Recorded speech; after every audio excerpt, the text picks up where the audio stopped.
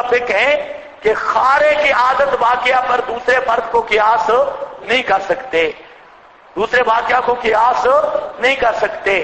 وہ آئے گا مسئلہ رأیت موسیٰ قائما یصلی فی قبرہ، اول تو وہ روایتی معلل ہے، دارقطنی نے لکھا ہے معلل، وہ روایتی بیمار ہے، معلل وہ روایتی بیمار ہے، اور بیمار یہاں تو اچھا بھلا صحت والی روایت بھی عقیدہ میں جب تک موٹی تازی خبریں متواتر نہ ہو نہیں چل سکتی، تو وہ تو کہتے ہیں معلل کمزور اور بیمار روایت ہے، بیمار روایتوں سے تو عقیدہ ثابت نہیں ہوتا۔ لیکن علی وجہ تسلیم واقعہ جزئی واقعہ تو حال لا عموم لہا، یہ ہمارے اکابر کی اصطلاح ہے، واقعہ تو حال لا عموم لہا، ایک حالی واقعہ جزئی واقعہ اس میں عموم نہیں ہوتا۔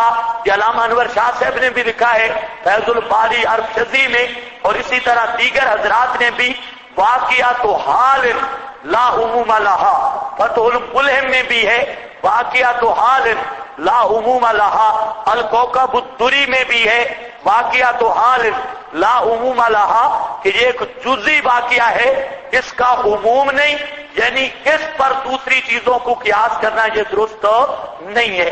تو اس لیے یاد رکھ لو۔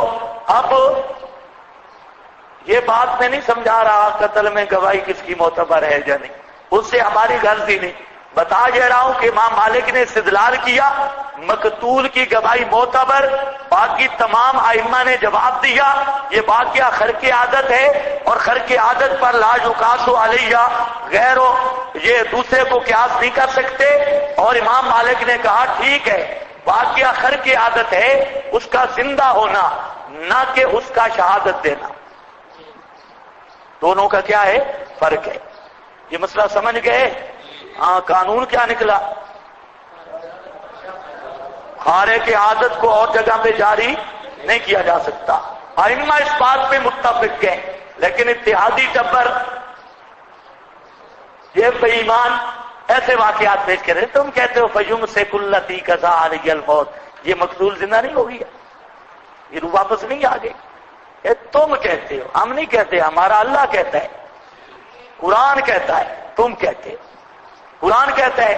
اب قرآن کا قانون وہی ہے، قیامت تک روح بدن میں نہیں، اور یہ کیا ہوگا واقعہ خارے کے عادت۔ اور اگر ہماری بات نہیں مانتے تو مولانا سرفراز صاحب کی کتاب ہے رائے ہدایت میں مولانا سرفراز صاحب نے یہ سارے واقعات لکھ کر کہا کہ یہ معجزہ ہے، یہ حضرت موسیٰ علیہ السلام کا معجزہ ہے اور خارے کے عادت ہے۔ اب ظاہر بات جب حضرت موسیٰ کا معجزہ تب بھی بنے گا نا کہ مردے ہوں، اگر مردے زندہ ہوں تو پھر حضرت موسیٰ کا معجزہ بنے گا، پھر حضرت موسیٰ کا معجزہ نہیں بنتا۔ تو حضرت موسیٰ علیہ السلام کا معجزہ تب ہے کہ کیا ہے جی، یہ مردہ تھا اور اللہ نے خارے کی عادت طور پر اس کو زندہ کیا۔ اذ قال موسیٰ لقومہ، ہو گیا جی، حضرت تھانوی پر اعتراض کا جواب بھی آ گیا، اور بیل اور گائے والا۔ آگے کذالک یحیی اللہ الموتیٰ، کذالک کیا مطلب؟ کما احیا اللہ ھذا القتیل، کذالک کما احیا اللہ ھذا القتیل، جس طرح اللہ نے اس قتیل کو زندہ کیا، اس قتیل کو زندہ کیا، یحیی الموتیٰ، اسی طرح زندہ کرے گا اور مردوں کو بھی۔ یحیی الموتیٰ، یہ استدلال نہیں، یہ کیا استدلال نہیں، نظیر ہے۔ نظیر اور استدلال میں فرق ہے۔ قرآن نظیر پیش کر رہا ہے واقعہ کیا، جس طرح اس نفس کو اللہ نے زندہ کیا، یہ ایک نظیر ہو گئی احیاء بعد الموت کی، اسی طرح اللہ قیامت کے دن مردوں کو بھی زندہ کرے گا۔ یہ نظیر پیش کی ہے، قرآن پاک کی عادت ہے وہ نظیر سے نظیر پیش کرتا ہے۔ اے بے وقوف، وہ کہتے ہیں قرآن خود کذالک یحیی اللہ الموتیٰ قیاس کر رہا ہے، لا حول ولا، اللہ بھی قیاس کرنے لگی ہے۔ میں یہ کہہ رہا ہوں کہ یہ نظیر ہے، اب ان سے پوچھ لو نظیر اور قیاس میں کوئی فرق ہوتا ہے یا نہیں؟ اور خدا کو مجتہد بنا کے خدا سے قیاس کروانے سے بڑا کفر بھی شاید کوئی نہیں ہوگا۔ اللہ تعالیٰ کو مجتہد بنا کے خدا قیاس کرتا ہے، یہ عجیب مسئلہ ہے۔ ہاں جب عقل جائے، رب رسے تے مت خسے، اس کا کوئی علاج نہیں۔ ایک غزالے کا سمجھ گئے ہو، مشبہ بھی کما آجا اللہ حاصل قتیل، ہاں بھئی جیسا کہ اللہ نے اس قتیل کو زندہ کیا تو اسی طرح یہ نذیر ہے، اسی طرح اللہ زندہ کرے گا مردوں کو۔ اگر مردوں میں روحیں آ چکی ہیں اور حیات الاموات ہے، مردے زندہ ہوئے پڑے ہیں، تو پھر قیامت کے دن مردوں کا احیا نہیں ہوگا بلکہ کس کا احیا ہوگا؟ مولانا خالد محمود صاحب PhD لندن اور مولانا عبدالشکور ترمذی صاحب، دو مفتی صاحب، اور یادگار خطبات والے بزرگ چند ہے، ان کا نظریہ یہ ہے کہ انبیاء کا احیام تام ہو چکا ہے۔ یہ بات بھی سمجھنے والی ہے، انبیاء کا قبروں میں احیا تام ہے۔ تام کا کیا مطلب ہے؟ فرماتے ہیں کہ عام لوگوں کو جو زندگی قیامت کے دن ملے گی، انبیاء کو وہ زندگی اب قبروں میں مل چکی ہے، قیامت والے دن انبیاء کو دوبارہ زندہ نہیں کیا جائے گا۔ مولانا عبدالشکور ترمذی نے جہاں تک لکھا اور ڈاکٹر نے، اسی لیے انبیاء کے بارے میں کہیں قرآن حدیث میں نہیں ہے کہ قیامت کے دن ان کو لیے بحث ہوگا، بلکہ قرآن و حدیث سے پتہ چلتا ہے قیامت کے دن انبیاء کا صرف خروج من القبور ہوگا، صرف قبروں سے نکلنا ہوگا، باس نہیں ہوگا، نئی حیات بھی نہیں ملے گی، وہی حیات جو قیامت کے دن ملنی ہے وہ اب مل چکی ہے۔ سمجھ آئیے بات؟ یاد رکھو، سری کفریہ نظریہ ہے، سری کفر ہے، اور اس نظریے کا قائل اصلی کافر ہے جس کے کافر ہونے میں کوئی شبہ نہیں، اور سری قرآن کا منکر ہے۔ اس کی وجہ یہ ہے قرآن پاک نے باس کا لفظ نہیں بولا، سلام علیہ یوم اموت و یوم ابعث، یہ باس کا لفظ نہیں نبی کے لیے۔ اچھا، یمیتنی ثم یحیین، حضرت ابراہیم نہیں کہہ رہے الذی یمیتنی، وہ جو مجھے موت دے گا، اور موت کے بعد آیا ثم، تمام امت کے مفسرین حضرت تھانوی سمیت متفق ہیں۔ حضرت تھانوی نے معنی یہ کیا کہ وہ ذات جو مجھے موت دے گی پھر قیامت کو مجھے زندہ کرے گی۔ قیامت لفظ لکھا حضرت تھانوی نے ترجمہ میں، قیامت کے روز زندہ کرے گی۔ یوجین اور مابردی بھی اور سراج منیر بھی، یہ سارے بزرگ لکھتے ہیں کہ الذی یمیتنی ثم یحیین، یمیتنی کے بعد ثم کیوں ذکر کیا؟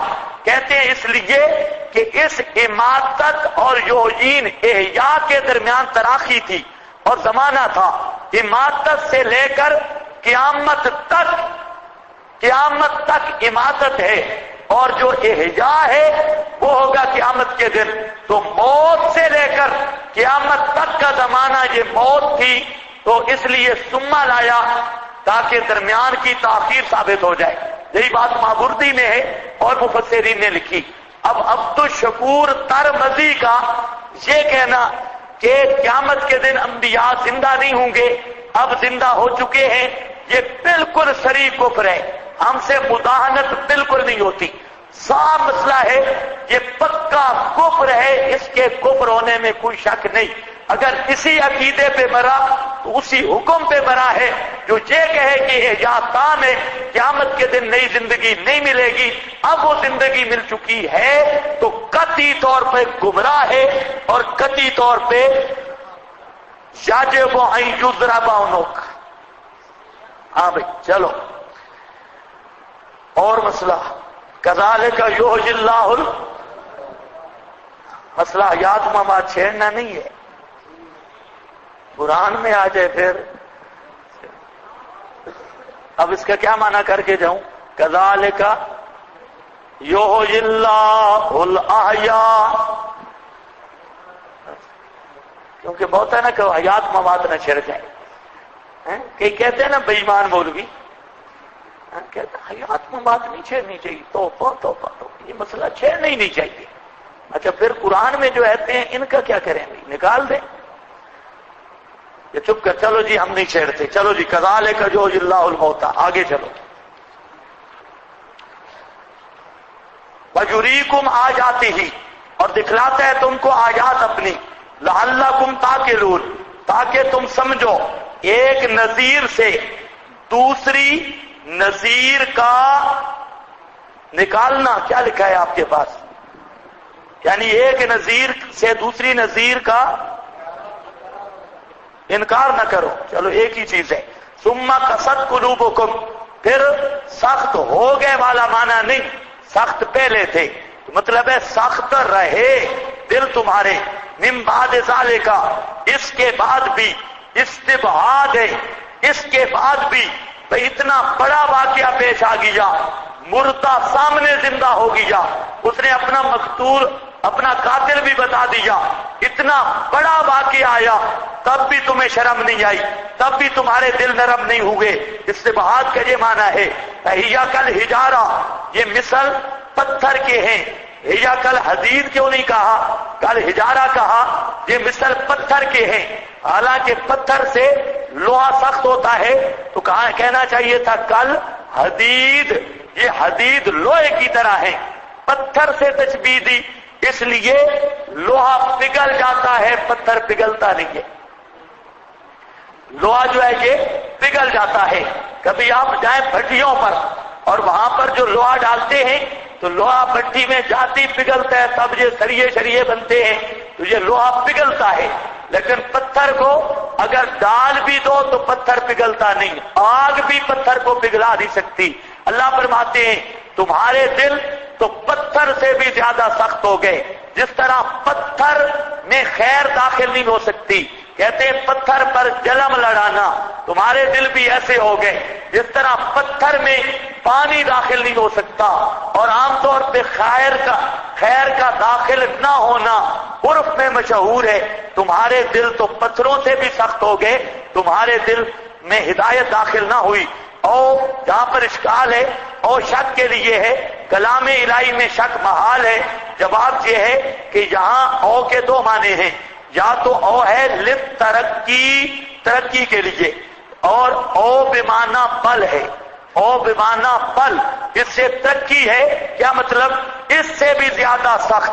اشد و کسبتن، پتھر بھی کچھ نرم ہوتے ہیں لیکن تم تو پتھروں سے بھی آگے گزر گئے، پتھروں سے بھی سخت دل تمہارے. کیوں؟ فإن، یہ واو تعلیلیہ ہے. المغنی ناو کی کتاب ہے، وہاں کا ضابطہ ہے کہ واو تعلیلیہ بھی آتی ہے.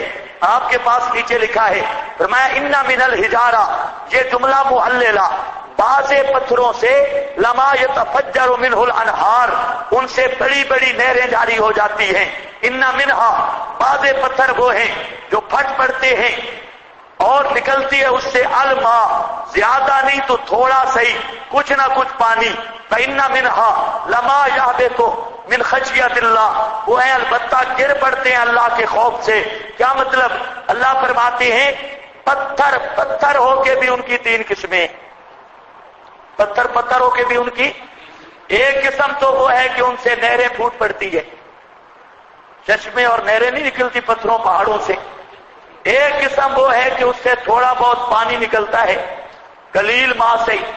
دو، تیسرا کم از کم ایک قسم وہ بھی ہے، تیسری قسم جو اللہ کے خوف سے گر پڑتے ہیں، اللہ کے خوف سے گر پڑتے ہیں. ایک اپنے مقام کی بات ہے کہ پتھروں میں بھی خوف ہے یا نہیں.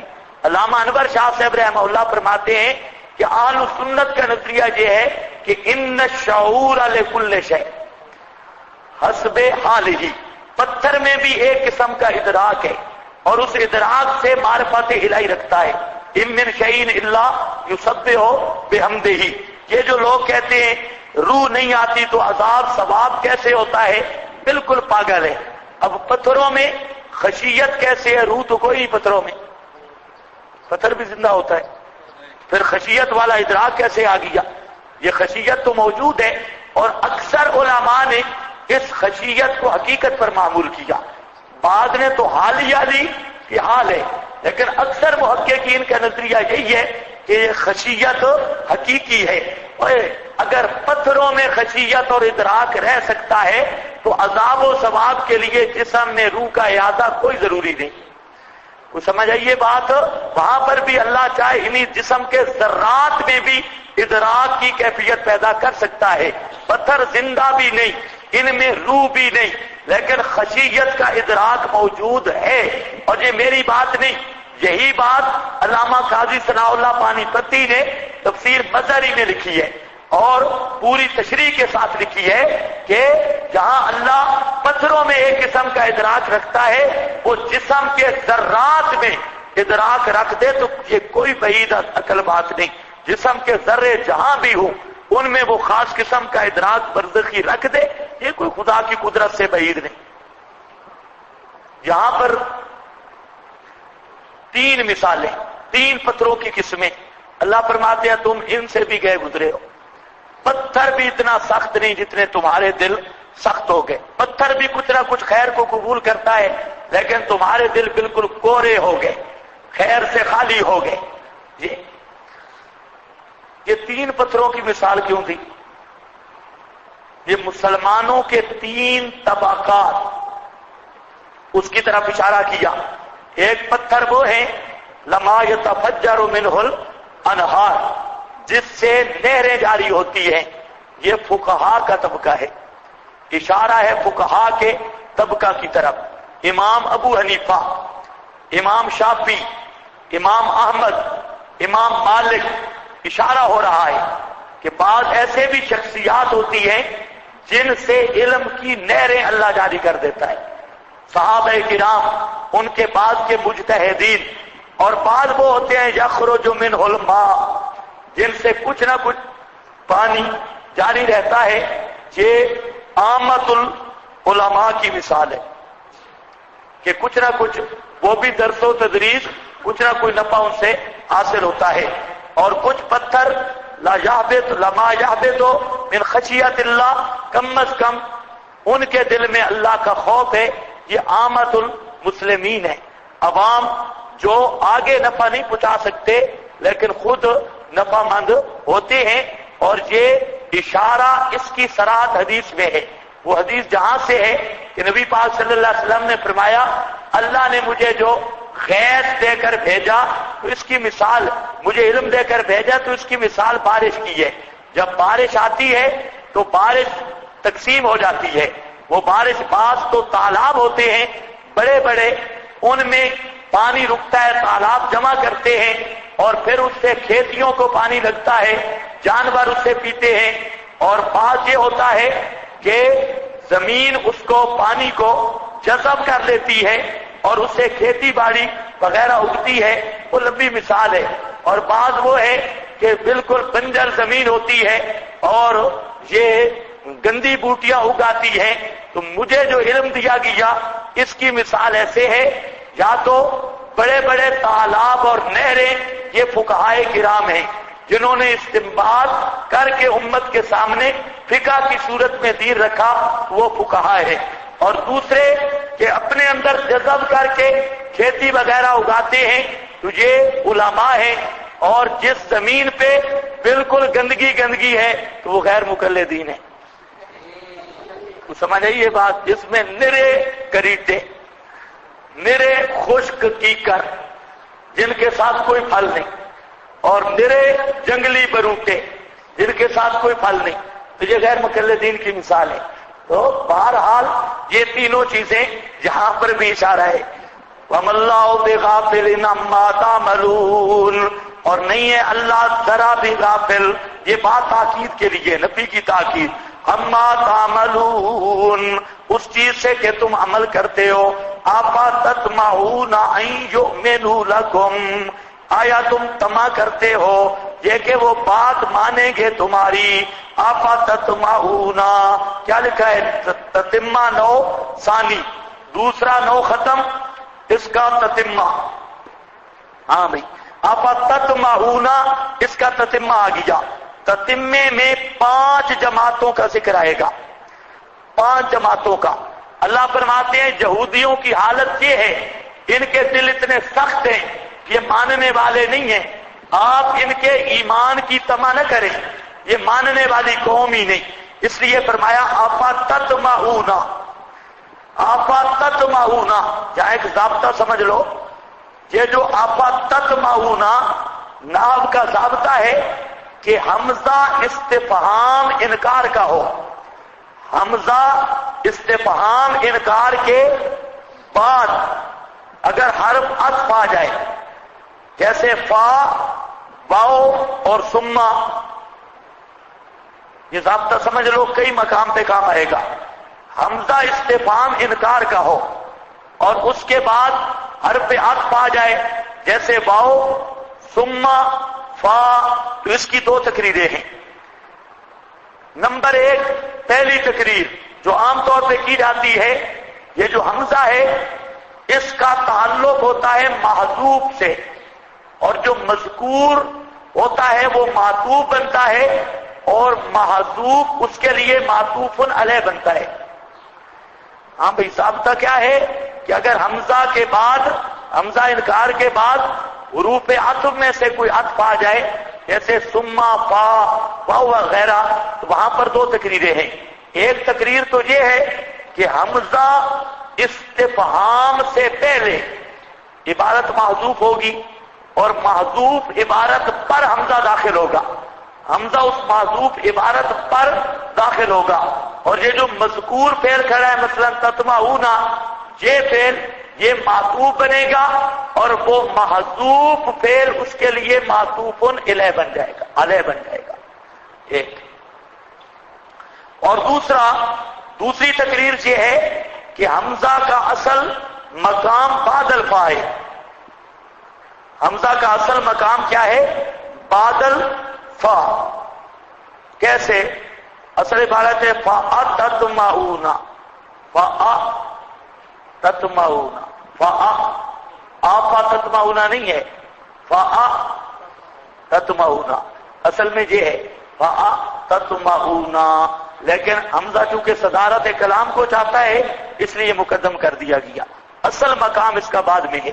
یہ دونوں تقریریں جاری ہوتی ہیں. مثلا یہاں پر تقریر میں جاری کرتا ہوں افتطمعون، اصل عبارت ہے اتطمعون بما لا طمع فیہ، اتطمعون بما لا طمع فیہ فتطمعون ان یؤمنوا لکم. اللہ فرماتے ہیں طمع نہ کرو، امید نہ کرو ان کے ماننے کی، امید نہ کرو ان کے ماننے کی، وہ ماننے والی نہیں، وہ تمہاری بات مانتے نہیں.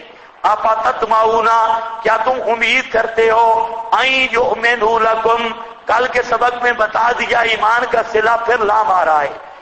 وہ تمہاری بات نہیں مانتے، ان یؤمنوا لکم، وہ تمہاری تصدیق نہیں کرتے، تمہاری بات نہیں مانتے. وَقَدْ كَانَ فَرِيقٌ، جماعت اولا 5 جماعتوں کا ذکر ہے. وَقَدْ كَانَ فَرِيقٌ، حالانکہ ایک جماعت ان کی، فریقن پہلی جماعت ہے جماعت المحرفین. پہلی جماعت کیا ہے؟ جماعت المحرفین، محرفین بے ایمانوں کی جماعت.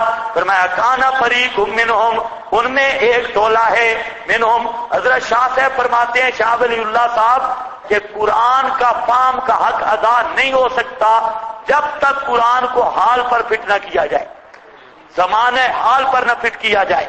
اگر تم پرانے یہودی لے کر بیٹھے جو مر گئے ہیں تو اس کا مطلب ہے قرآن پہلے تاریخی کتاب ہے، پرانے لوگوں کے لیے نازل ہوا تھا. نہیں، اس طرح قرآن کے ساتھ زیادتی ہے. قرآن کو زمانے حال کے مطابق بیان کرنا ہے. تم نے پرانے یہودی نہیں دیکھنے کہ کعب بن اشرف کون تھا، اب دیکھو کہ اردا گرد کون یہودی ہے. کوئی سمجھ آئیے؟ قرآن بیان تب ہوگا ترنول کی طرف آپ کی نگاہیں جائیں گی اور خانقاہوں کی طرف جائیں گی، بڑے بڑے یہودیوں کی طرف ذہن جائے گا، تب پتہ چلے گا قد کان فریق منہم یسمعون کلام اللہ، ایک پارٹی ان کی، ایک جماعت ان کی، ان میں سے یسمعون کلام اللہ، سنتے ہیں اللہ کے کلام کو، تورات، ثم یحرفونہ من بعد ما اکلوہ ثم یحرفونہ، پھر تحریف کرتے ہیں اس کی، سنتے ہیں کلام اللہ کا، یہ استبعاد ہے، یہ کیا ہے؟ ہاں، اب تتمعون کی معذوف عبارت رہ گئی ہے، اس کو دوبارہ لکھا دیں، رہ گئی ہے، لکھ لیا آپ نے، تتمعون اتنی تو نکال لے، تتمعون بما لا طمع فیہ، ہاں بھائی یہ بیچارے کی میرا خیال ہے پنسل خراب تھی، ثم یحرفونہ، پھر اس کی تعریف کرتے ہیں، تعریف ہے حرف سے، اور حرف کا معنی ہوتا ہے کنارہ، یہ آپ نے پڑھا ہوا ہے، حرف کا معنی کیا ہے؟ کنارہ، تو ان کی جو تعریف تھی تین قسم پر تھی، ایک تعریف تو تھی لفظ کو بدل دیتے، الفاظ بدلتے، دوسری تعریف تھی مراد بدلتے، کیا بدلتے؟ الفاظ بدلتے، اور کیا بدلتے؟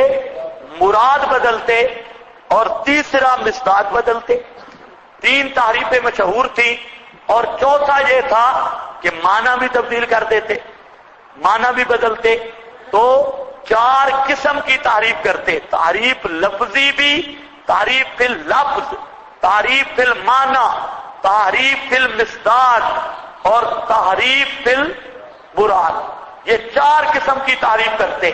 آج بھی اگر آپ محرفین دیکھیں تو محرف یہ چار میں سے کسی نہ کسی چیز میں لگا ہوا ہوگا، یا معنی بدلے گا، یا مراد بدلے گا، یا اپنا کلام اس طرح کلام اللہ میں ملائے گا کہ پتہ نہیں چلے گا کہ اللہ نے کتنی بات کی اور خطیب نے کتنی بات کی۔ کہتے ہیں اللہ فرماتا ہے، آگے بات اپنی شروع کرتے ہیں، جی کہتے ہیں اللہ فرماتے ہیں اور بات اپنی، حالانکہ قرآن حدیث اس طرح پہ بیان کرنا چاہیے لوگوں کو پتہ چلے اللہ کا فرمان کہاں سے شروع ہوتا ہے، کہاں ختم ہوتا ہے، اور حضرت صاحب کا حاشیہ کہاں شروع ہوتا ہے۔ یہ تمہارا حاشیہ جدا ہونا چاہیے۔ یہ یہودی جو بھی کرتے، بات کرتے اپنی اور کہتے قال اللہ، اللہ نے فرمایا، اللہ تعالیٰ نہیں فرماتے تھے، خود مولوی صاحب فرما رہے ہوتے، اور اپنا نام رکھ لیا اللہ، اللہ نے فرمایا، بات اپنی، یہ بھی ان کی کیا تھی؟ تحریف۔ آج بھی چاروں قسم کے محرف ہیں، چاروں قسم کے محرف، مصداق بھی بدلتے ہیں، مثلا لا تقولوا لمن يقتل في سبيل الله اموات، اس میں اب کہتے ہیں قتل چونکہ جسم سے زندہ بھی، ساتھ کیا کہتے ہیں؟ اللہ فرماتے ہیں اللہ نے شہید کے جسم کو زندہ کہا، یہ کہا جاتا ہے کہ نہیں؟ اللہ نے شہید کے جسم کو زندہ کہا۔ ان کو پوچھو اللہ نے کون سا لفظ بولا ہے کہ جسم زندہ ہے؟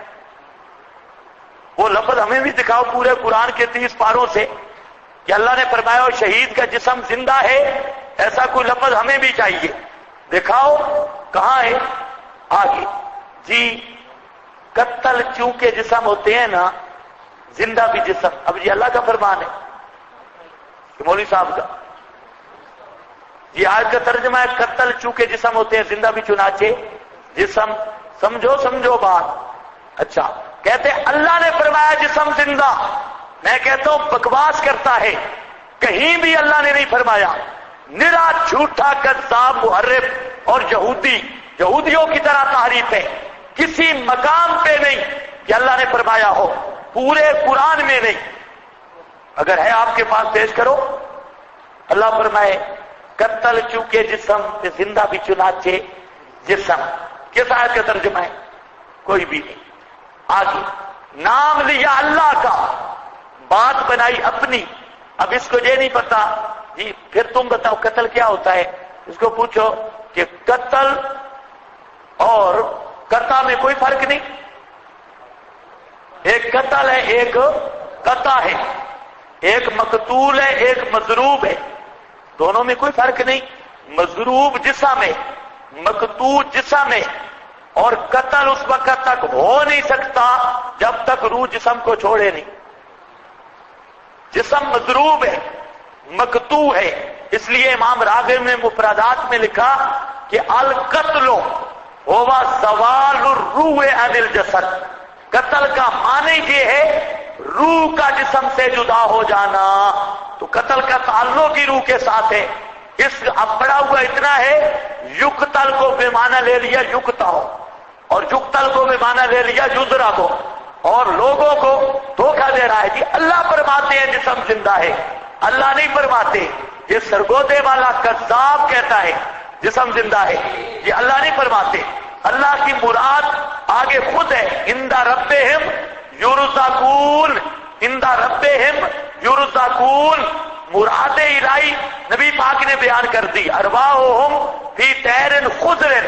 خود نبی نے خدا کی مراد بیان کی، اللہ نے خود اپنی مراد بیان کی. اب یہ کیا ہے؟ تحریف فی المراد بھی اور تحریف فی المصداق بھی. یحرفون، وہ کوئی سمجھے بھی ہو یا نہیں؟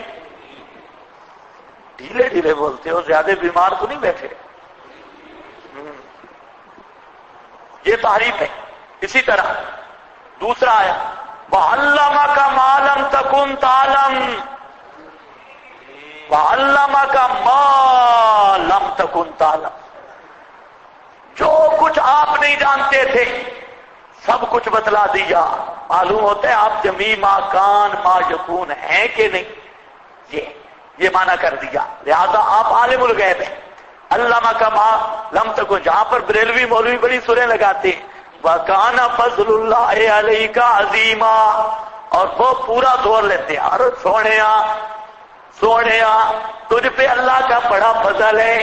سونیا اے بے ایمانو، انداز ابتدال ایسا اختیار کرتے ہیں. سونیا آگے وہاں کے سبحان اللہ، اے سونیا تجھ پہ ہم کا بہت بڑا فضل ہے، فضل عظیم ہے. یہ اب اس سے پوچھو علامہ کا کس لفظ کا معنی ہے؟ کہ عالم الغیب بنایا یا علم غیب دیا؟ جی ہے نا. کوئی علامہ کا معنی ہے سکھلایا، تعلیم دی. تعلیم سبب ہے، اور جو علم سبب سے آئے اسے علم غیب نہیں کہتے. یہ آیت دلیل ہے عدم علم غیب کی، اور تو بنا رہا ہے علم غیب والا معنی. تو یہ بھی تحریف فی المراد والمصداق. اسی طرح قد جاءکم من اللہ نور و کتاب مبین. کیا معنی جی؟ اتو بشر تے وچو وچو نور، اوپر سے بشر اور اندر سے نور. بھائی آگے پڑھ یہدی بہ، یہ بات تو بعد میں کریں گے کہ نور سے مراد کیا ہے. یہ تو انزلنا الیکم نورا مبینا بھی آیا ہے، آمنوا باللہ ورسولہ والنور الذی انزلنا بھی آیا ہے. وہ تو الگ مسئلہ ہے. اگر تو کہتا ہے ماتو بھلے غیر ہیں، یہی مان لیتے ہیں آمنوا باللہ ایک، ورسولہ دو، والنور الذی، تو اب نور اور ہوا رسول اور ہوا. اب تیرے والا عطف ڈال لیتے ہیں تغیر کا، نور اور رسول، اور جو نور ہے رسول نہیں، جو رسول ہے نور نہیں. کیونکہ جہاں نور کتاب مبین جو ہے، جو نور ہے وہ کتاب نہیں، جو کتاب ہے وہ نور. چلو تیرا ضابطہ مانتے ہیں، جو رسول ہے وہ نور نہیں، جو نور ہے وہ رسول نہیں. لیکن وہ تو الگ مسئلہ ہے. ہم یہ پوچھتے ہیں یہدی بہ اللہ، یہ نور ہے کیسا؟ وچو نور. اور یہدی بہ اللہ نور مانوی، نور ہدایت، چاہے مراد ہو نبی پاک، چاہے مراد ہو قرآن، وہ مسئلہ جدا ہے. لیکن جو قد جاءکم من اللہ نور ہے، یہ نور مانوی اور نور ہدایت ہے. لیکن اس نے کیا کہا؟ فی الحقیقت نور، فی الظاہر بشر.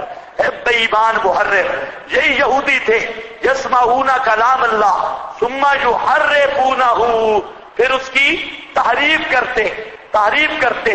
ذالک الکتاب لا ریب فیہ، کہ کتاب سے مراد حضرت علی ہے تحریف کے نہیں. ذالک الکتاب لا ریب فیہ، کتاب سے مراد حضرت علی ہے۔ اور اسی طریقہ لا تقربا ہذہ الشجرہ فتکونا من الظالمین، شجرہ سے مراد ہے 12 امام، شجرہ سے مراد 12 امام۔ حضرت آدم کو اللہ نے فرمایا 12 اماموں کے خلاف بات نہیں کرنی، لا تقربا، ان کو نہیں چھیڑنا۔ تو کہتے ہیں حضرت آدم نے 12 اماموں کی امامت نہ مانی، اللہ نے جنت سے نکال دیا۔ یہ اس فرمان علی پر ایمان نے بھی اور دیگر شیعوں نے بھی یہی بات لکھی۔ اچھا، پھر فتلقى آدم من ربہ کلمات، آدم نے رب سے کلمات لیے، وہ کیا تھے؟ اللہم انی اسألک بالخمسۃ، اللہم انی اسألک بحق بنی فاطمہ، نبی فاطمہ ہیں، میں لی خمسۃ، میرے لیے 5 ہیں، اطفی بہا الحر الوبا، الحر الوبا والحاتمہ المصطفیٰ والمرتضی وابناہما والفاطمہ، یہ لی خمسۃ اطفی بہا الحر الوبا والحاتمہ، میرے لیے 5 ہیں، جتنی مصیبتیں آتی ہیں ان 5، یہ 5 ٹالتے ہیں۔ وہ کون ہے؟ المصطفیٰ والمرتضی وابناہما والفاطمہ، وہ حضرت مصطفیٰ اور حضرت علی اور ان کے دونوں بیٹے اور حضرت فاطمہ، یہ ہم سے مصیبتیں ٹالتے ہیں، اور حضرت آدم سے بھی انہوں نے ٹالی۔ کلمات، یہ کلمات سے مراد پائتن پاک کا وسیلہ تھا، تو یہ کیا بنے گی بھائی؟ اونچے بولو، کیا بنے گی؟ اور جو کہیں نبی پاک کا وسیلہ تھا، نہیں اب نہ کہو، وہ چونکہ دیوبندی کہتے ہیں نا، آپ نہیں بولا۔ شیعہ بے ایمان غلطی کریں ان کو رگڑا دو، یہ کریں تو اپنے ہیں نا۔ تو 5 تن پاک کلمات سے مراد ہو تب بھی تحریف ہے، اور بے حق محمد والی وہ جھوٹی روایت وہ مراد کوئی لے تب بھی کیا بنے گی؟ تحریف۔ تو میں نے کہا پرانے یہودی بھول جاؤ، آج بڑے یہودی ہیں۔ کان فریق منہم، ایک پارٹی ان کی، یسمعون کلام اللہ، سنتی ہے کلام اللہ کا، ثم یحرفونہ، پھر پھیرتی ہے اس کو اصل معنی سے، پھر تحریف کرتی ہے اس کی، من بعد ما عقلوہ، بعد اس کے کہ سمجھ لیتی ہے اس کو سمجھ بوجھ کے، یہ نہیں ہے کہ پتہ نہیں، جان بوجھ کے بے ایمان، سمجھ بوجھ کے تعریف کرتے ہیں، معنی بدلتے ہیں۔ وَهُمْ يَعْلَمُونَ، حالانکہ وہ جانتے ہیں، استبعاد سو میں انہیں پتہ بھی ہے کہ ہم برا کر رہے ہیں۔ فَإِذَا لَقُوا الَّذِينَ آمَنُوا، اور جب کہا ملتے ہیں، إِذَا لَقُوا الَّذِينَ جماعت ثانیہ، پہلی جماعت ہے محرفین کی، دوسری جماعت ہے منافقین کی۔ منافق خوشامدیوں کا گروہ ادھر آئیں گے، او جی ہم پکے اشاعت التوحید کے، پکے شیخ القرآن کے ہم شاگرد ہیں، شیخ صاحب سے ہم نے دورہ پڑھا تھا۔ اچھا تو پھر کمال تو نہیں ہے، نبی پاک کا شاگرد عبداللہ ابن ابی بھی تھا۔ اچھا شیخ القرآن کا شاگرد تو وہ ہے جو شیخ القرآن والا مسئلہ بیان کرے، جو شیخ القرآن کا مسئلہ بیان نہیں کرتا اور کتمان کرتا ہے، وہ شیخ القرآن کے ساتھ اس کا کوئی تعلق نہیں۔ شیخ القرآن کا شاگرد وہ ہے جو شیخ کا مشن بیان کرے۔ آ جاتے ہیں خصوصاً اردا گرد جب دیکھیں گے نا کوئی دیندار آدمی ہیں اور دین پر خرچ کرنے والے ہیں، مالدار بھی ہیں، دیندار بھی ہیں، تو وہاں پر تم مارتے ہیں، ادھر پھریں گے فوراً کہیں گے جی ہم وہ مولانا طاہر صاحب سے دورہ پڑا تھا اور ہم بڑا مواحد ہیں، اور ادھر یہ شیخ القرآن مولانا غلام اللہ خان سے تاکہ کچھ چند ٹکڑے مل جائیں، یہ بیان کریں گے، اور جب جائیں گے نا ادھر کہیں گے تو آج گئے نا مماتیوں کے پاس، آج صحیح مماتیوں کو رگڑا لگا، ایسے ہم گئے تھے ادھر، کوئی بات ہی کوئی نہیں، میں نے بس بات کی شیخ القرآن کی اور پرے چندہ لیا اور واپس آ گیا، تو بڑا خوشی کی بات ہے یہ۔ تو یہ منافق پرانے یہودیوں کو بھول جاؤ، نئے یہودیوں کی بات کرو۔ اذا لقوا الذین آمنوا، جب ملتے ہیں ایمان والوں کو، ادھر آگے جی لَقُلْ الَّذِينَ آمَنُوا قَالُوا آمَنَّا، کہتے ہیں ہم پکے مومن ہیں، قالوا آمنا، ہم ایمان لائے، دورے میں آ گئے، کہتے ہیں آمنا، ہم پکے اشاعت التوحید کے ہیں۔ فَإِذَا خَلَا بَعْضُهُمْ، خانقاہ میں چلے گئے، اذا خلا بعضهم، جب جدا ہو گئے، خلا بعضهم، چلے گئے بعض ان کے، الی بعض، طرف بعض کے، پیر صاحب کے پاس پہنچ گئے، خانقاہ میں پہنچ گئے، اپنے اساتذہ مولویوں کے پاس پہنچ گئے، الی بعض، قالوا اتحدثونہم بما فتح اللہ علیکم، وہ کہتے ہیں مولوی، اصل میں مسئلہ یہ ہوا کہ ایک دفعہ نبی پاک صلی اللہ علیہ وسلم نے بنی قریظہ کے یہودیوں کو کہا کہ یا اخوۃ الخنازیر والقردہ، اور خنزیروں اور بندروں کے بھائیوں، خنزیروں اور بندروں کے بھائیوں، یہ بات کی۔ اور ایک مقام پہ آپ نے فرمایا یا ابناء الخنزیر، اور خنزیر کے بچوں، یہ کس نے کہا؟ ہاں، تم ذرا اخلاق اس سے اچھے بنا لو، ہمیں کہتے ہیں سختی نہیں کرنی، یہ ابناء الخنزیر، مولویوں کو کہا، عوام نہیں تھی، مولویوں کو، مولویوں اور خنزیر کے بچوں، خنزیر کے بھائیوں، بندروں کے بھائیوں، یہ کہا، اور فرمایا بچڑے کے پجاریوں کی اولاد، ابنا عبادت العجل، بچڑے کے پجاریوں کی نسل، یہ نبی پاک علیہ السلام نے ان کو کہا۔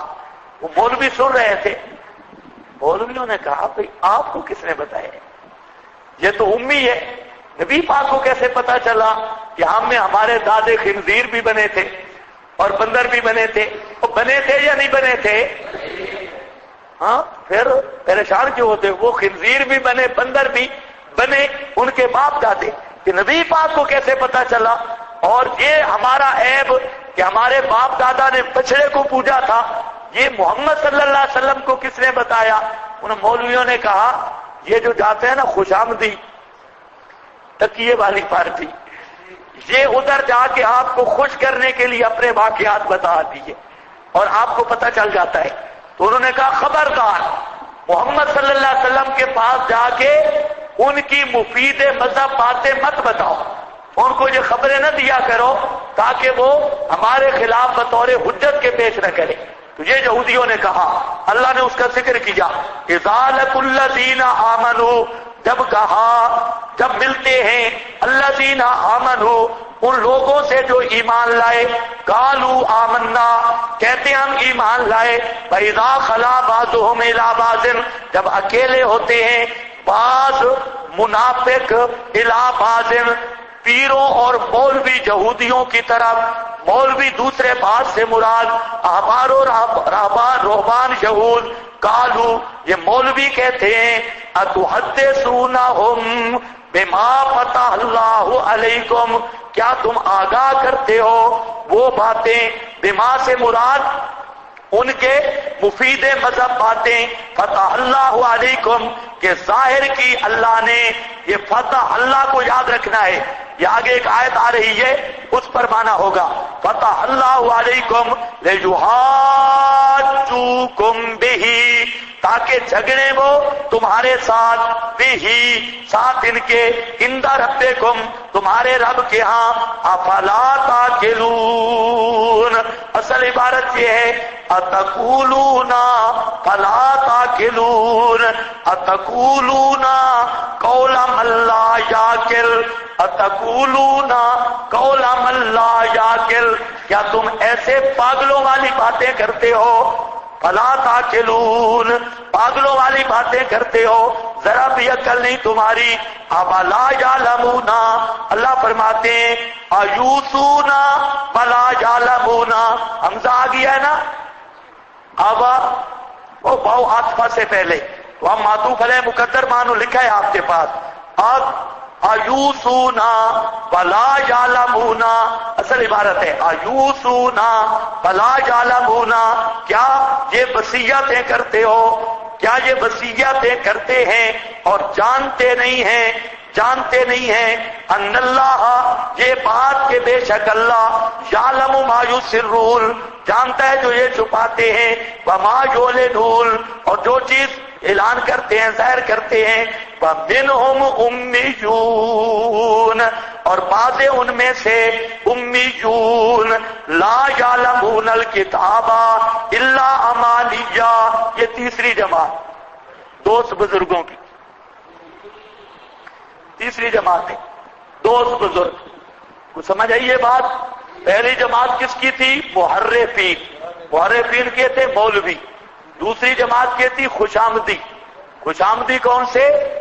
عوام منافقین، یہود، یہودی منافق وہ ٹولہ، اور تیسری جماعت آ گئی ان پڑھ مریدین، مریدین جھولی چاہ مریدین، ان کو دیکھو پتہ شتا کوئی نہیں، کچھ پتہ نہیں، اللہ فرماتے ہیں وَمِنْهُمْ اُمِّيُّونَ، بعض ان میں سے چٹے ان پڑھ، امیون بالکل ان پڑھ، انگوٹھا لگانے والی قوم، لا یعلمون الکتابہ، نہیں جانتے الکتابہ کتاب کو، الا امانیہ، مگر خوش کن باتیں، بلا سند، دل خوش کن باتیں، امانیہ، امانیہ کے تین معنی ہیں، اللہ فرماتے ہیں خود تو کتاب پڑھ نہیں سکتے، صرف کیا کرتے ہیں اللہ امانیہ، صرف گپو ٹیشن فضائل پہ خوش ہیں، پتہ چلتا کوئی نہیں، امانیہ کا معنی صرف فضائل، اس کی تفسیر دیکھ لو، سورہ بقرہ آیت نمبر 111، سورہ نساء آیت نمبر 123، یہ تائید بس نوٹ کر لو، وہاں پر پڑھیں گے 111 123، اللہ امانیہ، صرف فضائل شذائل، اگر ایک مشرک کے پیچھے نماز پڑھو 49 کروڑ کا ثواب ملتا ہے، سبحان اللہ سبحان اللہ، اب خود تو بیچارے پڑھ نہیں سکتے، سنا ہوا ہے مشرک امام کی اقتداء میں کتنا ثواب ملے گا؟ 49 کروڑ کا مال، کیلکولیٹر ایک نماز کا، کعبہ میں 1 لاکھ کا، اور مشرک کے پیچھے 49 کروڑ کا، سبحان اللہ کیا بات۔ اچھا ایک چلہ لگاؤ گے سارے گناہ معاف ہے، 4 مہینے میں تو اگلے بھی معاف ہو جاتے ہیں پچھلے، نکلو سے۔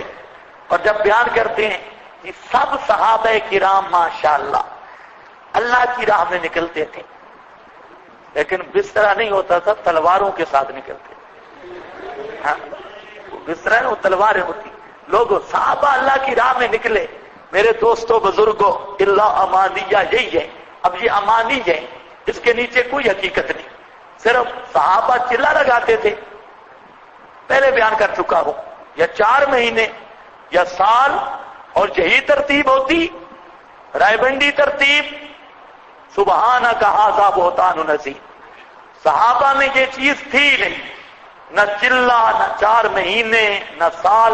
میں نے بتایا اگر مسالے مرسلہ کے طور پہ کوئی عمل کرتا ہے تو وہ جائز ہے، وہ علیحدہ مسئلہ ہے، لیکن اگر اس کو دین سمجھے گا تو پھر بدعت ضلالت ہے، اس کی کوئی شریعت میں گنجائش نہیں۔ تو کہتے کیا ہے، چلے پہ نکلے، سال پہ نکلے۔ حضرت ابو ایوب انصاری، ان کی قبر ترکی میں ہے، وہ اللہ کے راستے میں آئے تھے، وہ اللہ کے راستے میں آئے تھے کیا کرنے؟ جہاد قسطنطنیہ پر، وہ خوشخبری سنی تھی قسطنطنیہ کے فاتحین کی، 80 سال کی عمر میں بھی جہاد کرنے آئے، یہ ادھر نہیں جائیں گے ادھر آئیں گے، اور جتنی جہاد کی آیات ہیں فٹ کی ہے چلے پر، جتنی قتال فی سبیل اللہ کے فضائل ہیں فٹ کی ہے 4 مہینے پر۔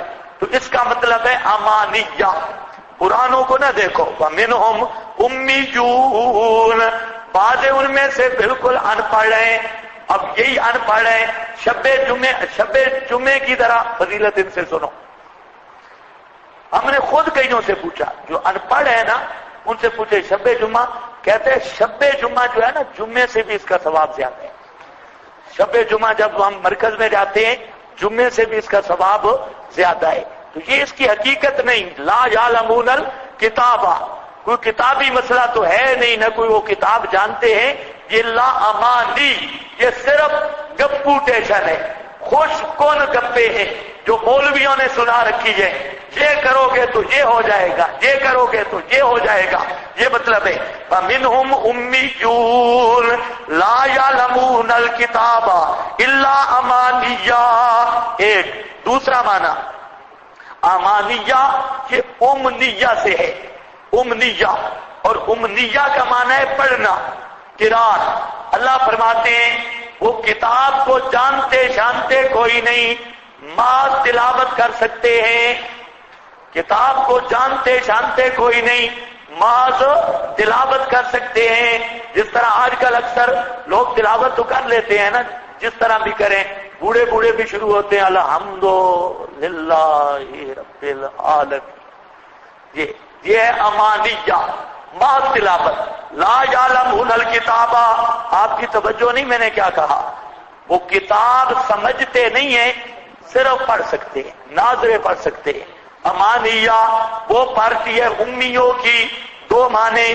تیسرا معنی موضوع روایتیں، من گھڑت روایتیں، من گھڑت کرامتیں.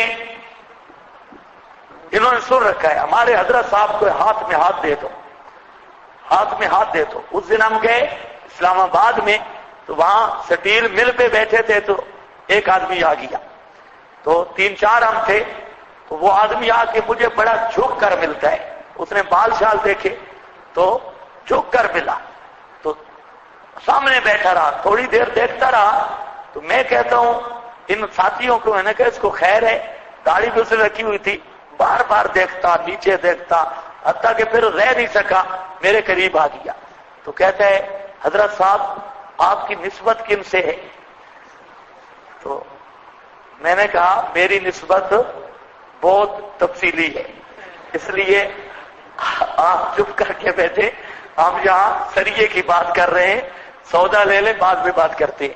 تو کہتا ہے نہیں، میں نے آپ کو پہچان لیا، آپ ہیں صاحب نسبت. یہ جو دوسرے لوگ ہوتے ہیں نا، تو یہ تو دیکھنے سے پتہ چل جاتے، ان کو نسبتوں کا پتہ ہی نہیں.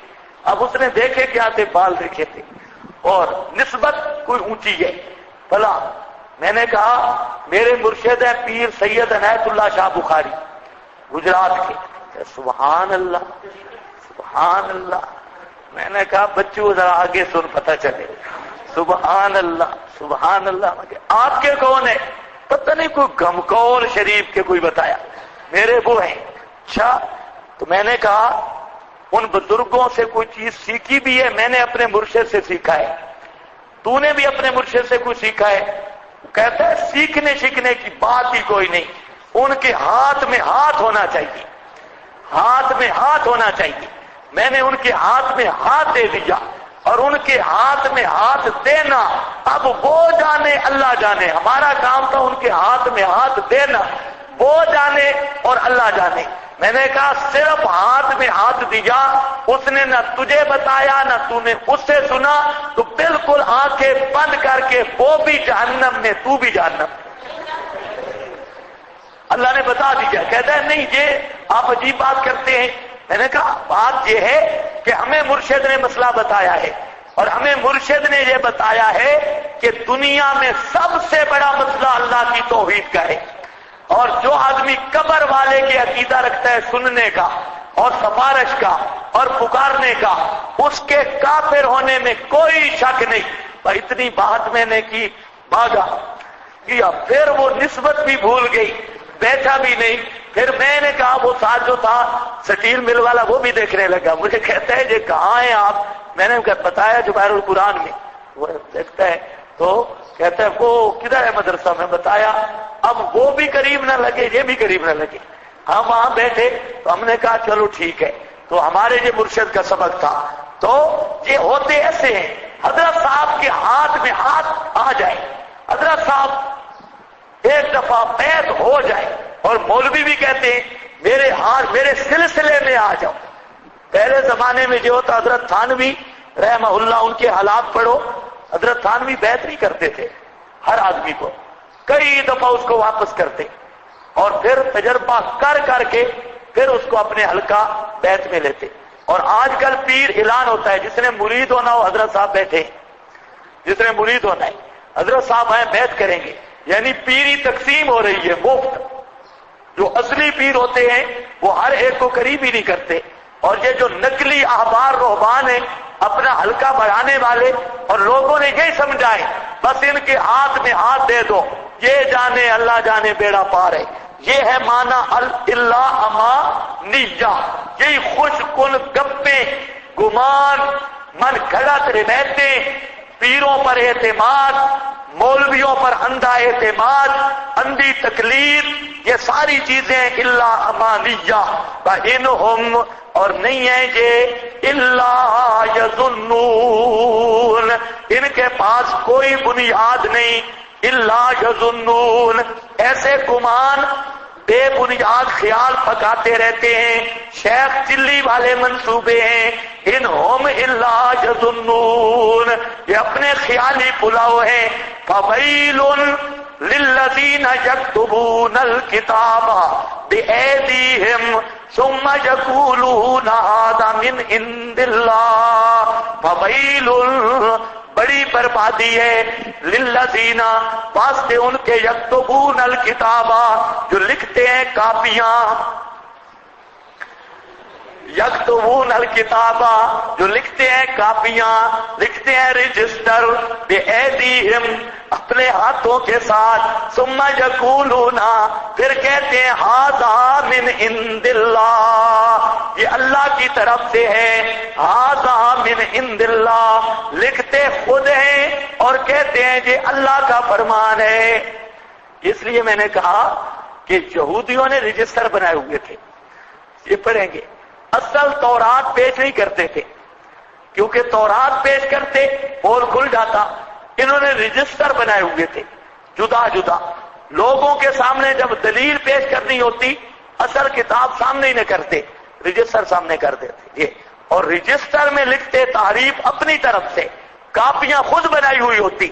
جس طرح آج کل بہت سے مولوی ہیں کتابوں میں حوالے لکھتے ہیں، حوالے اصل کتابوں میں ہیں ہی کوئی نہ، اور کتاب کا حوالہ دے دیا، کوئی کدھر کا کوئی کدھر کا، اور پھر پیش کیا جی یہ تسکین و صدور میں لکھا ہے، یہ فلانی میں لکھا ہے، یہ فلانی میں لکھا ہے. بھائی تسکین و صدور تو ہم نہیں مانتے، اصل کتاب پیش کرو. سید عنایت اللہ شاہ صاحب رحمہ اللہ یہ خود بیان کرتے ہیں، یہ لاہور سے شاہ صاحب آ رہے تھے تو گاڑی میں مولانا سرفراز صاحب اور شاہ صاحب ایک سیٹ پہ جمع ہو گئے. مولانا سرفراز خان صفدر صاحب اور سید عنایت اللہ شاہ صاحب یہ دونوں گاڑی میں جو آئے، کنڈکٹر نے کہا وہ بھی بوڑھا مولوی بیٹھا ہے، یہ بھی مولوی، دونوں کو اکٹھا کر دیا. دونوں اکٹھے ہو گئے، ملے، خیر آپس میں ملے.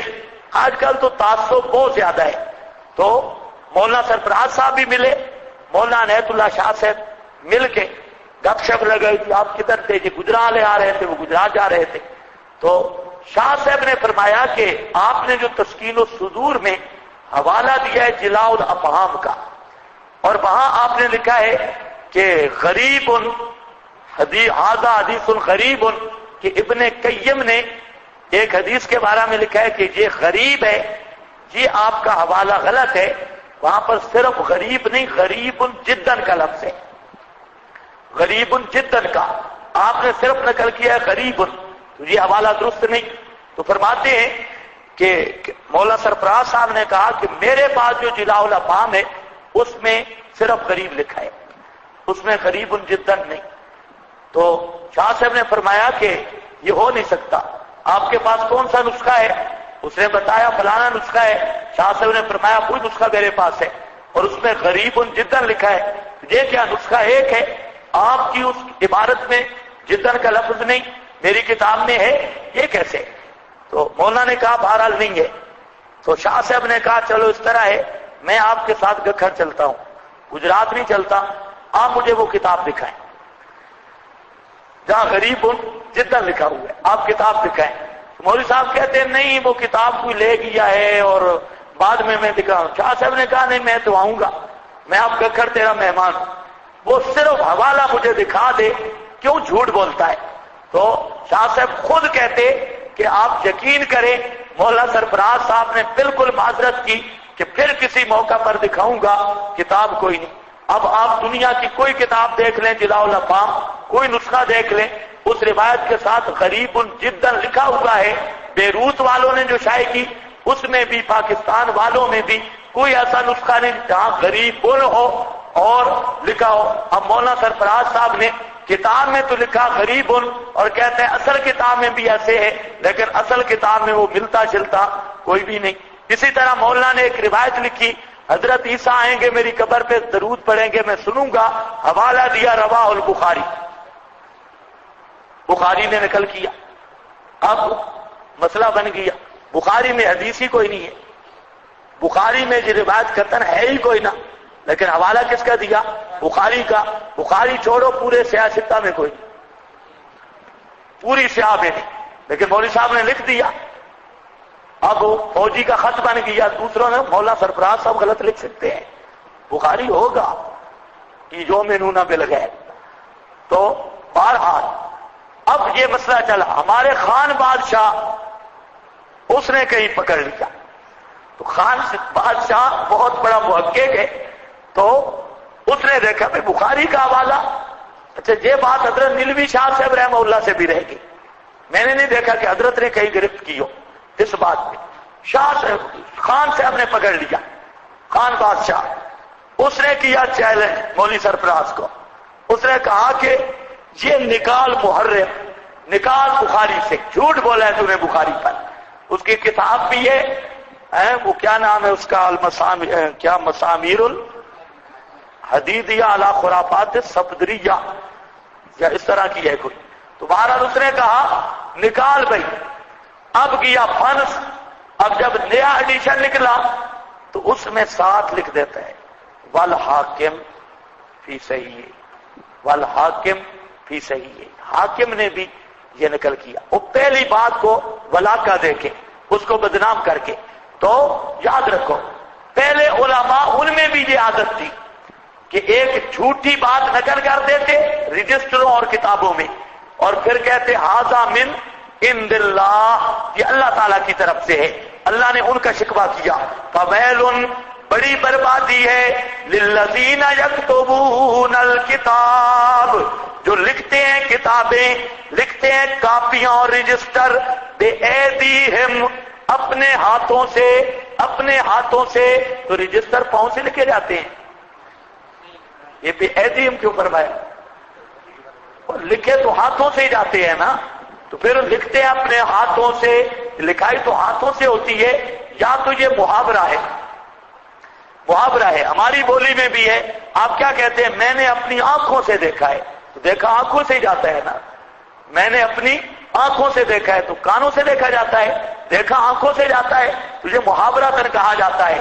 تو اللہ نے بھی اسی طرح اسی محاورے کے مطابق فرمایا بے ایدیہم. اور سمجھو اس پر اشکال ہے کہ لکھا تو ہاتھوں سے جاتا ہے, پھر ایدی کیوں ذکر کیا؟ جواب دے رہا ہوں محاورہ ہے. آپ کہتے ہیں میں اپنے, تو نے اپنے منہ سے یہ بات کی, تو بات ناک سے تو نہیں ہوتی, یہ محاورہ تن بطور تاکید کے کہا جاتا ہے. میں نے اپنے کانوں سے سنا ہے, سنا پاؤں سے نہیں جاتا, یہ تاکیدن محاورہ ہے, یعنی واقعتاً سنا ہے. اللہ فرماتے ہیں یہ بھی واقعتاً لکھتے ہیں, ایسی بات نہیں, سچ مچ لکھتے ہیں. یکتبون الکتاب بایدیہم ثم یقولون, پھر کہتے ہیں ھذا من عند اللہ, یہ اللہ کی طرف سے ہے. لیشتروا بہ ثمنا قلیلا, تاکہ لے بدلے اس کے ثمنا قلیلا, مول تھوڑا, ثمنا قلیلا, مول تھوڑا, چند ٹکے. کتابیں لکھنے کا مطلب یہ ہے چند ٹکے مل جائیں, عوام کو راضی کر لیں. ہاں بھائی, فویل لہم, بڑی بربادی ہے لہم واسطے ان کے مما کتبت اس سے کہ لکھا ان کے ہاتھوں نے وویل لہم اور بڑی بربادی ہے واسطے ان کے مما اس سے کہ یکسبون کمائی کرتے ہیں. اللہ فرماتے ہیں ان کی لکھت پر بھی لعنت، ان کی کمائی پہ بھی لعنت، ان کی لکھت پہ بھی لعنت، ان کی کمائی پہ بھی لعنت. سختی نہیں کر رہی بھائی. فویل لہم مما کتبت بڑی بربادی ہے. یہاں پر اشکال ہے ناوی. فویل یہ مبتدا ہے اور یہ نکرہ ہے. فویل یہ مبتدا ہے. یہ صوفی صاحب سو رہے ہیں؟ ماشاء اللہ ہے بھی کوئی مہمان. اچھا فویل ویل کیا ہے؟ نکرہ. اور نکرہ مبتدا واقع نہیں ہو سکتا. یہ آپ نے جامی وغیرہ میں پڑھ لیا ہے. جب تک وجوہات تخصیص سے کوئی وجہ نہ پائی جائے. جہاں بیل کے اندر تو آپ نے جو تخصیصات کی وجوہات پڑھی ہے ایک وجہ بھی نہیں. بیل نکرہ ماضا ہے اور جہاں پر کیا بن رہا ہے؟ مبتدا. وہ اشکال سمجھ گئے؟ بیل نکرہ ماضا اور بن کیا رہا ہے؟ مبتدا. وجوہ تخصیص میں سے کوئی وجہ بھی موجود نہیں ہے. اس پر اشکال ہے. الجواب جواب شرح جامی جس نے جو گزرا ہے اس کی بات نہیں. جس نے شرح جامی پڑھی ہے اس نے شرح جامی کے اندر ہی ایک ضابطہ پڑھا ہے کہ مبتدا کا جو اصل دار و مدار ہے افادہ خبر پر ہے. مبتدا بننے کا جو اصل دار و مدار ہے وہ افادہ خبر پر ہے. اگر وہ افادہ خبر ہو یعنی فائدہ خبر کا حاصل ہو تو مبتدا بن سکتا ہے. وجوہات تخصیص والا پورا باب کمپوٹیشن ہے، اس کی کوئی ضرورت نہیں. بلکہ اصل چیز کیا ہے؟ افادۃ الخبر. خبر کا فائدہ دے. اس نے مثال بھی دی کوکبن ان کسساء، تو کوکبن کو اس نے مبتدا بنایا اسی افادہ کے پیش نظر. ساتھ میں ایک بات کہتا ہوں کہ یہ بات بھی ٹھیک ہے شارح جامی کی، لیکن پوری بات نہیں. پوری بات یہ ہے کہ ایسا مبتدا جس میں دعا ہو، دعائے شر ہو یا دعائے خیر ہو، تو وہ جتنا بھی نکرہ ہو اس نکرہ کو مبتدا بنانا جائز ہے. کیا سمجھے ہو؟ ایک تو مبتدا کے لیے افادہ خبر اس کا بھی دار و مدار ہے، لیکن ساتھ ایک بات ملا لو شرح جامی کے اسی ضابطے کے پورا ضابطہ بن جائے گا. وہ یہ ہے کہ ہر وہ مبتدا جس میں دعائے شر یا دعائے خیر ہو تو وہ مبتدا بن سکتا ہے. اس کے لیے تخصیص شخصیص اور کسی چیز کی ضرورت نہیں ہے. تو ویل میں کیا ہے؟ مانا شر وال دعائے شر. شالا مرن یہ مانا ہے. شالا لعنت پومنے یہ دعا ہے. اللہ فرماتے ہیں شالا لعنت پومنے. اور کس طرح پشتو والے کیسے دعا کرتے ہو لعنت کی؟ ہماری بولی پنجابی میں تو کہتے ہیں شالا لعنت کو بھی ہیں، خدا لعنت کرے، اللہ لعنت کرے، اس طرح کہتے ہیں. اللہ تباہ کرے، اللہ لعنت کرے. شالا تباہتی میں تو چونکہ بیلون کا معنی یہی ہے شالا تباہتی میں، شالا انہاں لعنت پوے. وہ کوئی سمجھے بھی ہو یا نہیں؟ چلو یار اردو میں دیکھ لو اللہ کی لعنت ہو ان پر، لیکن اردو میں مزہ نہیں. مزہ اپنی بولی میں ہے. شالا لعنت پومنے اور لعنت پوے انہاں دی لکھت تے لعنت پوے انہاں دے پیسہ تے. فویل لہم مما کتبت ایدیہم ویل لہم اور لعنت ہو ان پر مما یکسبون اس سے کہ وہ کسب کرتے ہیں یعنی ان کی کمائی پر. وقالو آ گئی جی جماعت پانچویں، جماعت پانچویں چوتھی جماعت تھی احکام الہیہ کو بدلنے والی مبدلین. پانچویں جماعت صاحبزادوں کی. پانچویں جماعت کس کی ہے؟ یہودیوں کے بڑے بڑے صاحبزادے، مولویوں کے بیٹے، پیروں کے بیٹے، تو سمجھ آ گئی یہ بات؟ خیال کرو، یہودیوں کی بات کر رہا ہوں.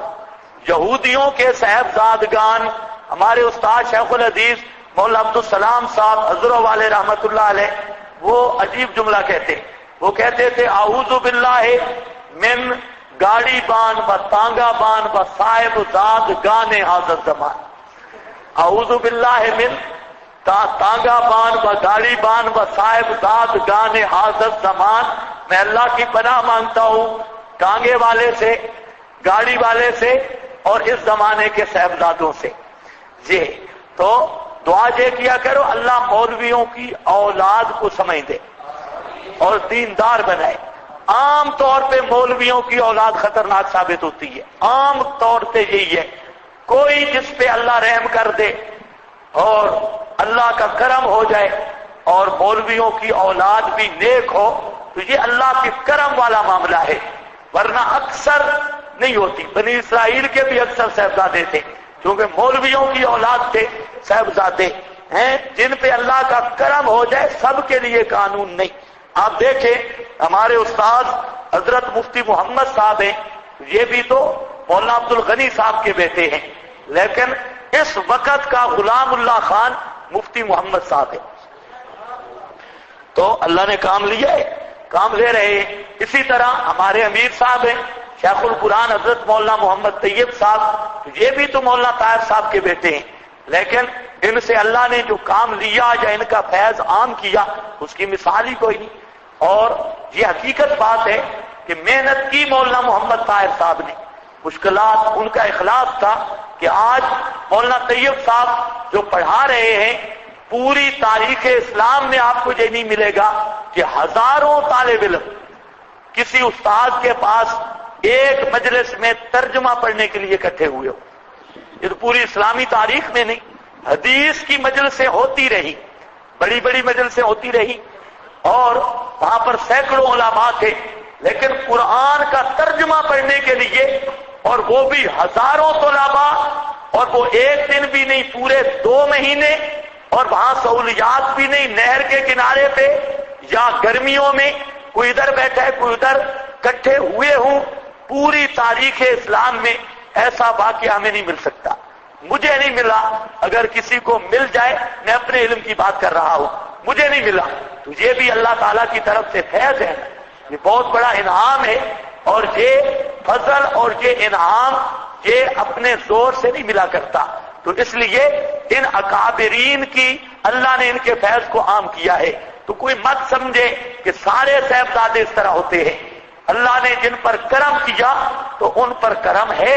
صاحبزادے بڑے بڑے علماء کے بیٹے، یہ شاہ عبد العزیز، شاہ عبد القادر، یہ بھی تو عالم کے بیٹے تھے اور ان سے اللہ نے بڑا کام لیا. اسی طریقہ سے اور بھی اس کی سینکڑوں مثالیں ہیں. تو اس لیے یاد رکھو بعض لوگ پچھلی دفعہ بھی ہم نے تھوڑی سی بات کی اسی آیت پر صاحبزادگان پر، تو کئی ساتھی خامخواہ ناراض ہو گئے، جی ہمیں یہ بات کی، ہمیں یہ بات کی. جی ہمیں تمہیں کی بات نہیں، یہ یہودی صاحبزادوں کی بات ہو رہی ہے. اور یہ آپ کے پاس لکھا ہے یا نہیں لکھا؟ کیا لکھا ہے؟ اونچے بولو کیا لکھا ہے، ٹائم کم ہے. بولو. صاحبزادگان لکھا ہوا ہے نا قرآن پر، جب میں اپنی طرف سے پڑھ رہا ہوں. اب ہم چھوڑ دیں کہ صاحبزادے کہیں ناراض ہی نہ ہو جائیں کہ ہمارا ذکر آ گیا. ہاں بھائی چلو، بہرحال کوئی راضی ہو یا ناراض، مطلب 5ویں جواب صاحبزادوں کی ہے. یہودیوں کے صاحبزادے بالکل نکمے، نکھٹو، نہ کام کے نہ کاج کے، دشمن اناج کے، کھانے پینے کے دشمن، عیش پرست اور ٹیپ ٹاپ، میک اپ، کریمیں، پاؤڈر، استریاں، خوشبوئیں، ٹوپیاں، چمکا اور اسی طرح دھوتیاں اور چمکار اور ساری وہ سرکار، یہ ان کا قرآن ذکر کر رہا ہے. وَقَالُوا لَن تَمَسَّنَا النَّارُ، اور کہا انہوں نے لَن تَمَسَّنَا النَّارُ، نہیں چھوئے گی ہمیں آگ، إِلَّا أَيَّامًا مَّعْدُودًا، مگر دن گنتی کے، انگلیوں پر گنے ہوئے دن، گنتی کے ہمیں آگ نہیں چھوئے گی. ہمارا ابا بڑا مولوی تھا, ہمارا باپ کی نسبت بڑی اونچی تھی, ہمارا دادا بڑا پیر تھا, ہمارے آباؤ اجداد یہ پہنچی ہوئی سرکاریں تھیں, اس لیے لن تمسنا النار, نہیں چھوئے گی ہمیں آگ الا ایاما معدودا, مگر دن گنے ہوئے انگلیوں پر, چاند دن لگے گی. یہ کیا مطلب؟ کہتے ہم کوئی چیز نہیں لیکن ہماری نسبت بڑی مضبوط ہے. احمد رضا خان نے لکھا ہے نا کہ فقیر کھڑا تھا دکان پر اور دکاندار کو کہتا ہے روپیہ دے نہیں تو دکان اٹھتا ہوں. یہ ملفوظات شریف ہے اعلی حضرت کے, دکان اٹھتا ہوں. دکاندار کوئی وہابی تھا, اس نے کہا کوئی چیز نہیں, کوئی روپیہ شپیہ نہیں. پیر کو غصہ آیا, ملنگ کو, درویش کو. درویش نے کہا روپیہ دے نہیں تو دکان گئی. رات ایک اور آ گیا, وہ بھی فقیر تھا. اس نے دیکھا, اس کے اندر نظر ماری, یہ جو فقیر کھڑا تھا یہ خالی تھا. اس کے پیر کے اندر نظر ماری, بڑی تیز نظر, وہ بھی خالی تھا, وہ بھی بے ایمان تھا. اس کا پیر جو تھا اس کے پیر میں نظر ماری, وہ بھی بے ایمان تھا. اس کا جو پیر تھا نا, اس کے پیر کا پیر وہ بڑا تکڑا تھا, وہ صاحب نسبت تھا. تو اس فقیر نے کہا اس کو روپیہ دے دے, میں نے اس میں نظر ماری, یہ خالی, اس کا پیر خالی, وہ خالی, لیکن اوپر جو نسبت ہے نا وہ بڑی مضبوط ہے. اگر تو نے روپیہ نہ دیا تیری دکان کی خیر نہیں, دکان الٹ دے گا. یعنی تین خالی اور چوتھی جگہ پہ نسبت وہ پیروں کے پیر کی. اب کوئی بات یہودی کہتے ہیں لن تمسنا النار, نہیں چھوئے گی ہم کو آگ الا ایام معدودا, مگر دن گنتی کے. یہ کون سے دن تھے؟ یہ بچڑے کی پوجا کی تھی, وہ چند دن ہیں. آباؤ اجداد نے بچڑا پوجا, اس کی سزا ہمیں ملے گی, بعد کی کوئی سزا نہیں.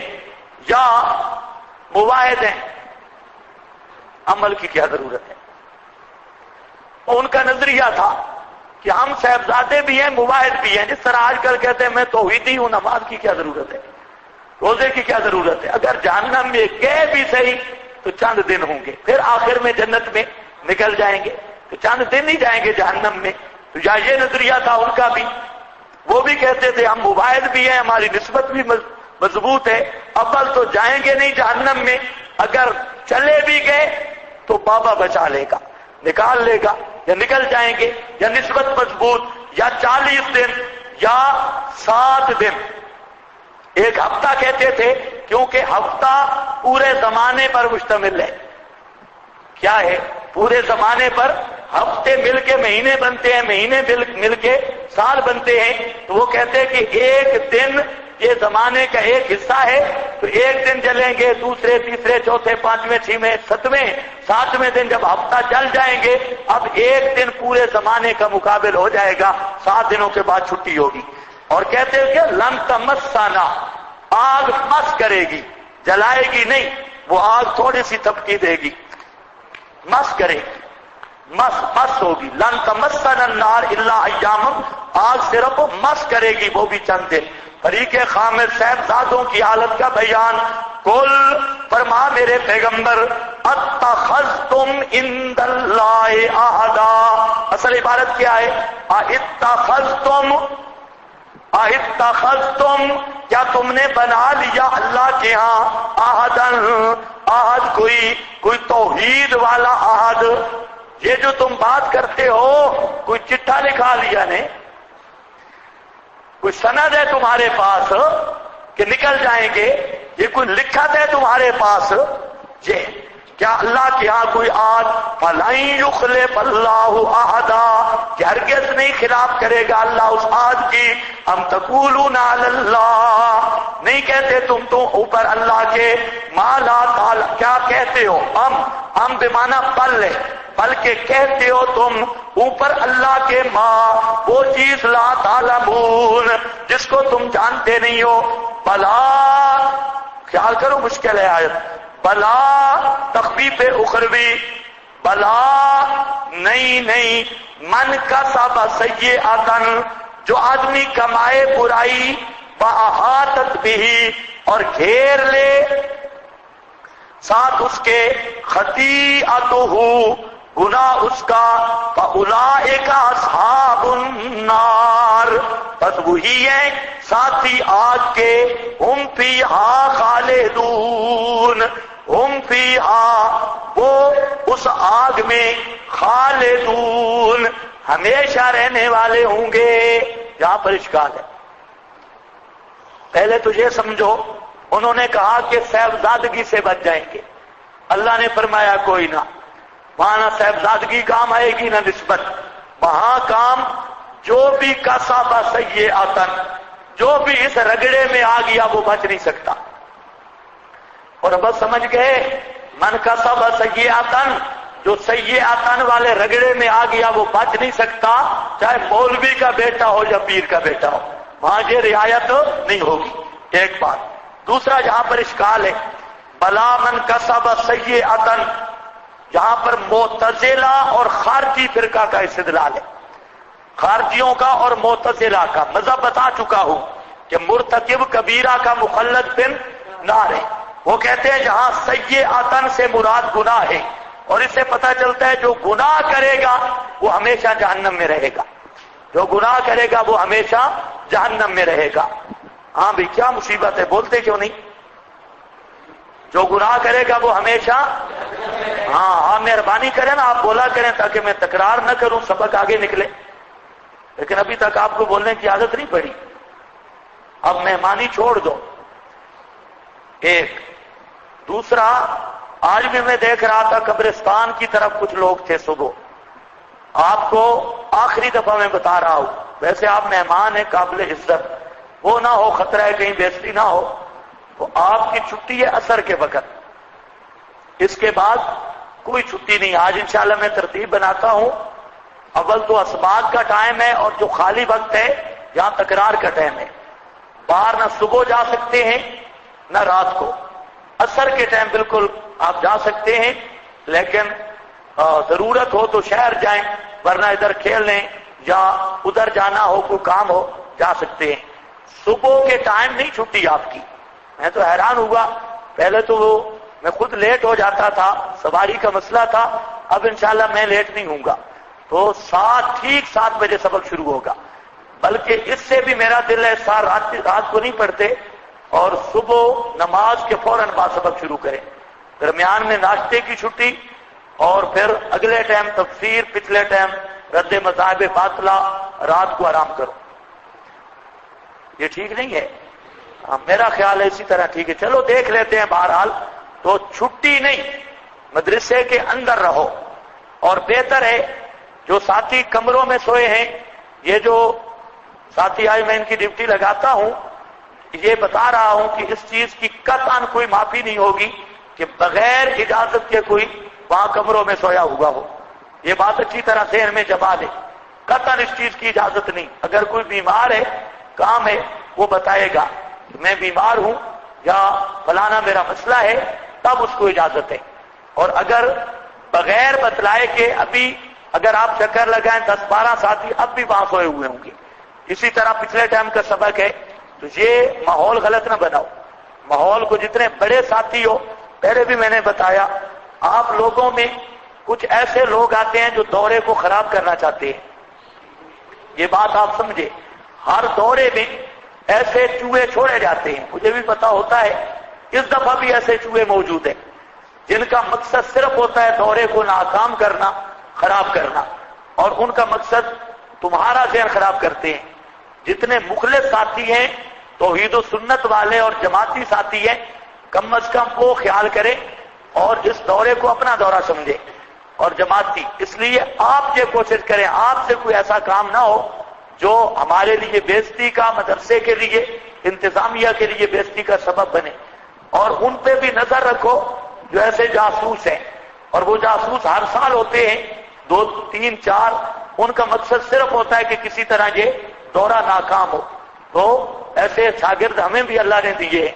تو بہرحال ایسے ایک نہیں ہزار رہے، ہم ان کا بھی اکرام کریں گے. ہماری دعوت تو سب کے لیے، یہ قرآن ہے. ہم کہتے ہیں جہاں کوئی ہندو سکھ بھی آ بیٹھے اس کو بھی ہم بڑا عزت بھی دیں گے، اس کو پڑھائیں گے بھی صحیح. جو بھی آ جائے ہم شکر کرتے ہیں، جو آ جائے قرآن پڑھنے آیا ہے. اب دیکھیں ہم نے داخلے پہ پابندی بھی نہیں رکھی، حالانکہ اب جو لیٹ آئے ہیں تو ان کا تک ہی نہیں بنتا داخلے کا. اس دفعہ میرا میٹر پھرا ہے کہ 5 شعبان کے بعد داخلہ بند کر دوں، جتنے آئے انہی کو پڑھاؤں. لیکن پھر خیال آیا چلو قرآن پڑھنے آ رہے ہیں تو قرآن پڑھنے والوں کو ہم منع نہیں کرتے. کتنے لوگ قرآن کے قریب نہیں آتے، چلو یہ قرآن کے قریب تو آ رہے ہیں، ان کو نہ روکے. ہمارا ذہن یہی ہوتا ہے کہ قرآن پڑھیں. تو آپ جتنے ساتھی جماعتی ساتھی ہیں ان کو میں بات کر رہا ہوں کہ آپ ماحول غلط نہ کریں، آپ خود ماحول کو درست کریں. اگر کوئی غلطی کر رہا ہے دوسرا ساتھی اصلاح کرے. وتواصوا بالحق وتواصوا بالصبر، اسی آیت پہ عمل کرے کہ تو اگر کوئی سو رہا ہے اس کی اصلاح کرے، اگر کوئی گڑبڑ کر رہا ہے اصلاح نہیں ہو سکتی تو پھر جھوٹ کے ملاوٹ کے بغیر مجھے بتا دیں تو انشاءاللہ میں اصلاح پھر کر لوں گا. کیوں سرکش اگر ویسے غلطی ہو جائے ہمیں کچھ نہیں پرواہ، لیکن جو سرکشی کرتا ہے سرکش کا علاج میرے پاس ہے، پھر میں اس کو سمجھا لیتا ہوں. تو بہرحال یہ کریں گے نا بھائی،